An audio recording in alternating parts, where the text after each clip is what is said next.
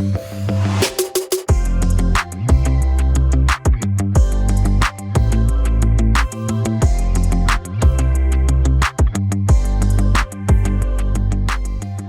guys, welcome to Rogcast. We have Brandon Woods here today. Brandon, how you doing, man? I'm doing well. How are you, bro? Doing well. It's been a while. It's definitely been a while. So I realized, how long ago was it? I want to say it was like 2 or 3 months ago. So Brandon is a streamer. He streams on Twitch. I'll make sure I leave his info in the description. But I realized probably a couple months ago that he's doing a lot better than most streamers that I know. So I have a buddy.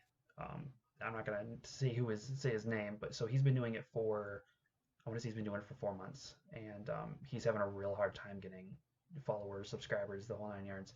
Now he doesn't do it on Twitch because you do it on Twitch, right? Yes, sir. So he's doing it through Facebook, and I don't know if it's harder through Facebook. You think it would be easier? I feel like it'd be harder to do it through Twitch because Twitch is another website. Like everyone's on Facebook, so I mean, it's just a simple click on it and go. How? So you've been doing it for a year, right? Yeah, I started I did it off and on when I had an Xbox in early 2019, but I never really because when it comes to that, you can't set up alerts and stuff like that, so you have no real traction to the thing. So I started full time and wanting to do this seriously in like January, February.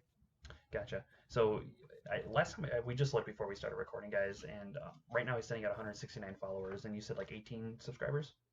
Yeah, 15 to 18. It Okay. kind of varies because they expire every 30 days. Oh, okay. So it changes every month. Yeah. Okay. Now, where are you? What is your main goal here? Like, so let's talk about 2021. Like, what are you wanting to accomplish with your stream in 2021? I need to be more consistent with other videos because you said your buddy is struggling with Facebook and other stuff. It really comes down to algorithm. Really, everything is algorithm and how much exposure you can have to other people and other channels. Yeah, because I mean, and don't get me wrong, like I guess he's not struggling. He's doing pretty well. I think he has like 400. I think he's sitting at like 400 subscribers, so it's actually pretty good for Facebook. Yeah, But no, I know that's good. he's based by a lot of other streamers. Like he has a lot of streaming Hmm. people, so I know that they're also following him. I think the issue that a lot of people have is the personality because I personally, when I watch Twitch, I'm not only watching for the gameplay. It's the personality base, and it's who do you have on there with you? If you're by yourself, are you entertaining the crowd not just by the video that you're producing, but by your own personality? I mean, 100%. yeah. So I think that's the problem. That's why I've never gotten into it. It's not that I don't have the personality. It's not that I don't think I can be funny on there. It's the schedule because I mean, me and you have talked about it before.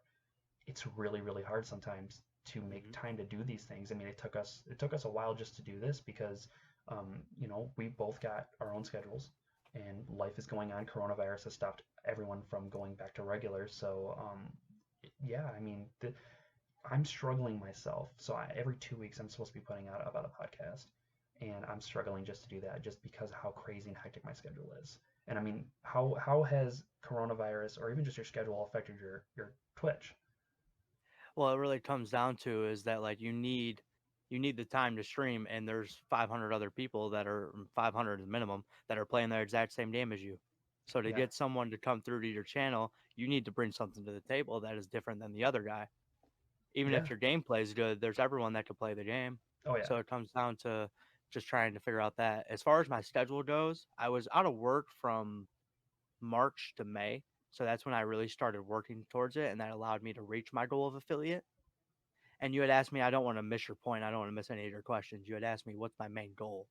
I mean, everyone's main goal is to not have to work and be Yeah. able to do stuff streaming and stuff. But you know, that'll come in due time if you're lucky enough to do that. But what I want to do is just put out more content, more stuff for people to watch, because you're not always going to be able to be live, like you said. But Yeah. if you can make a YouTube video or if you can make a Instagram video and they can keep in touch with you while you aren't live and watch a couple of your videos or a couple of things about you, it allows them to keep you refreshed and stay into you. And with Twitch, and I imagine Facebook, the same thing. If you miss a day or if you miss 2 days, people are going to forget you. They're going to go watch someone else, and that's really tough. and it's Oh a yeah. hard pill to swallow. And then you run into yourself hitting that go live button. You have a hard time hitting that go live button sometimes Oh yeah, because you want someone because that's you're consistent. mental.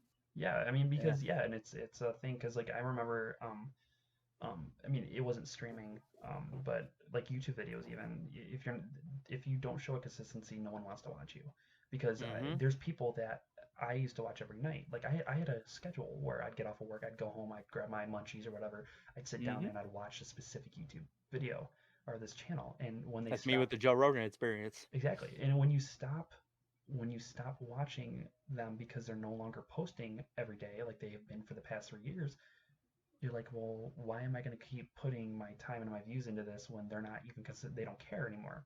It's either they don't Mm-hmm. care or they have stuff going on. And usually, if you have stuff going on, it makes sense. Usually, a YouTuber will make a video. Hey guys, I have this going on. I'm sorry, I won't be posting. I'll make it up to you this way. Because once you've hit a certain level of subscribers and views and everything else, you're a social media influencer. Okay, you're Mm-hmm. still famous at some point. You've Mm-hmm. made some type of impact on a bunch of people, so you almost need to take the responsibility for it. And that's why, like Agreed. me, I've made my schedule so large.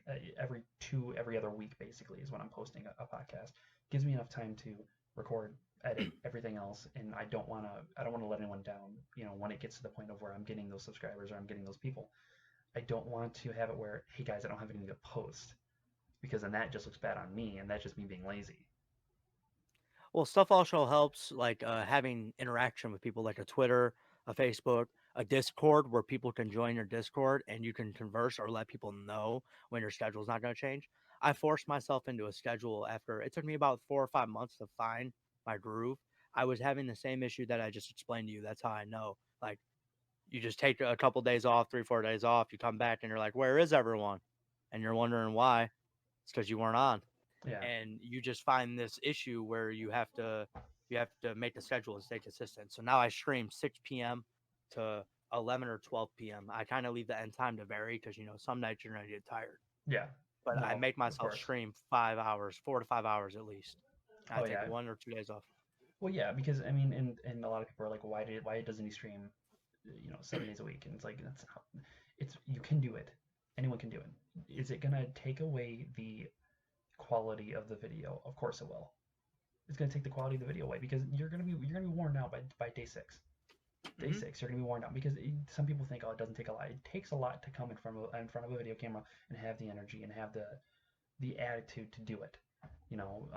Just even doing these, you gotta come in with a totally different attitude. If I'm having a shitty day, I can't come on here with you with a shitty attitude. It's not gonna happen because no And one's it gonna watch breaks. me. What's that? It breaks Oh sometimes. yeah, You oh know, yeah, like you have some days where you let loose and people come into your chat or people message you and they're like, "Hey, you all right today?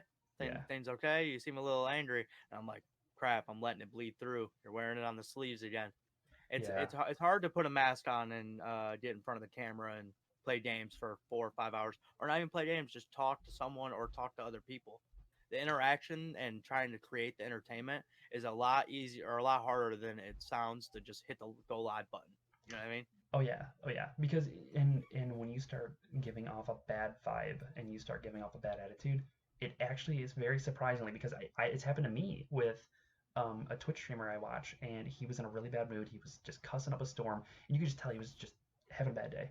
It puts you in a bad mood too. Hmm. It makes you like, I don't want to watch this now. I'm in a shitty mood. People feel awkward Oh and they yeah. start to feel uncomfortable, Oh and then yeah. they hit the leave button and They go to do. another I screen. think every Yeah. eighth grade class goes to DC. I don't know if every school does it, but I know our middle school did it. Um, Dude, I gotta say that was the craziest. Um, it was the craziest trip I think I've ever been on, and I've been to some crazy trips. 100%. Oh That's what my happens when you god, get 50 to 100, 13 or 14-year-olds together. dude. Well, I know that there was an overflow of um, the girls like van, whatever you want to call it. There was an overflow, so we had some on our bus too, and then plus you added a bunch of stinky ass 14-year-olds on a bus that we all had anger problems. And So what's hygiene? oh my god, I know it was so bad. And I mean, it just in I mean, we're eighth graders. We have our vice principal, and I think we had like a counselor on the bus. And I gotta say, I've heard more curse words going on inside of that bus than I have my entire life up and until that trip. Uh-huh. Dude, they were just saying cuss words just because they could, and our vice principal was just like, oh well, this is what it is. Yeah, what are you gonna do? You're outnumbered. Oh, exactly. Like I And said, what was he gonna do? 50. Yell at us for cussing? You're in another state, and there's 50-1. Oh, exactly.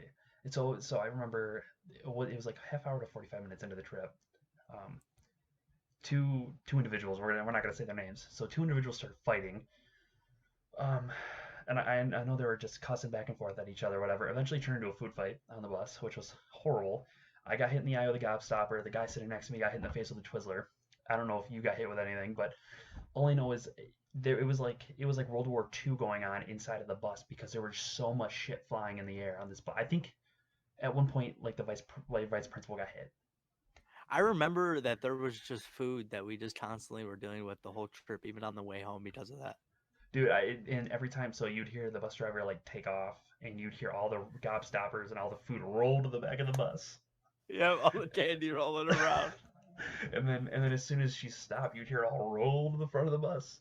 And so getting back onto the two individuals, so they're fighting, they're screaming at each other. Luckily there was no one got hit, but it was leading there. So the food fight happened, whatever. We're all exhausted. Everyone had by this point lost their voice from screaming.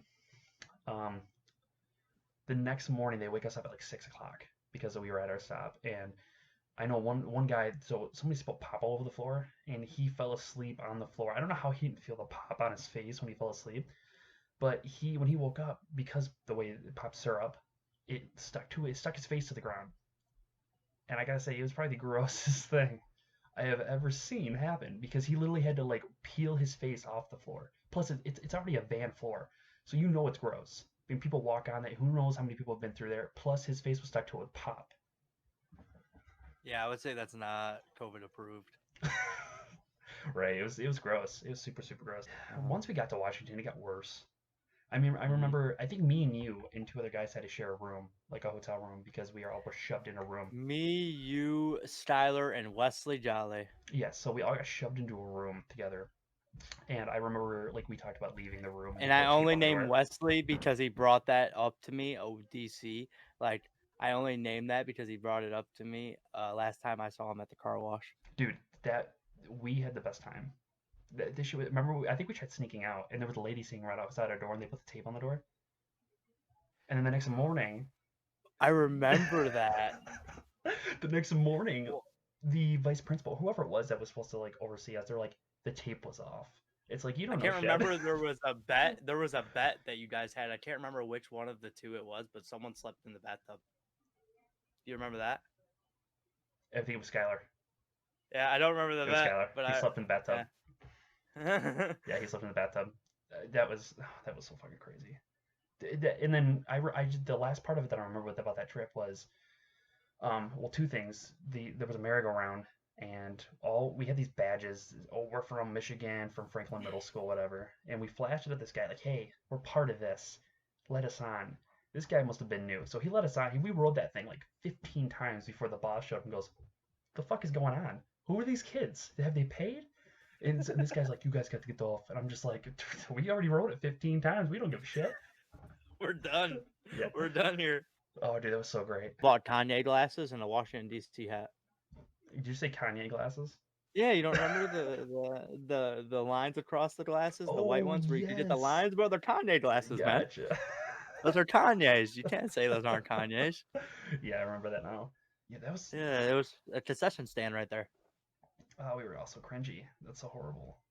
Yeah, I had straightened hair and a Washington D.C. hat and Yeah. Kanye glasses.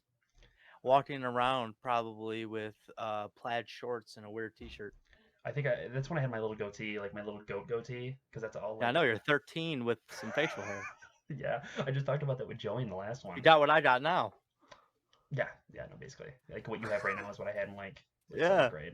But and then we talked about it, which I wasn't gonna bring it up, but I might as well anyway. But eighth grade, so you didn't go, but I'll tell you what, it was probably the weirdest night of my entire life in middle school, which was the eighth grade dance. Um, I think I ended up going with like 7 girls. Like we all went as a group because I wasn't seeing anyone, I wasn't talking to anyone at the time. Um, But there was an individual there. So we had there was this chick that we both went to school with, and I think we could both agree she's pretty good looking. She even Mm-hmm. still is really good looking. And there was a teacher, or she worked in the office or whatever, and she's like, Roger, I want to dance with you. I'm like, whatever, cool.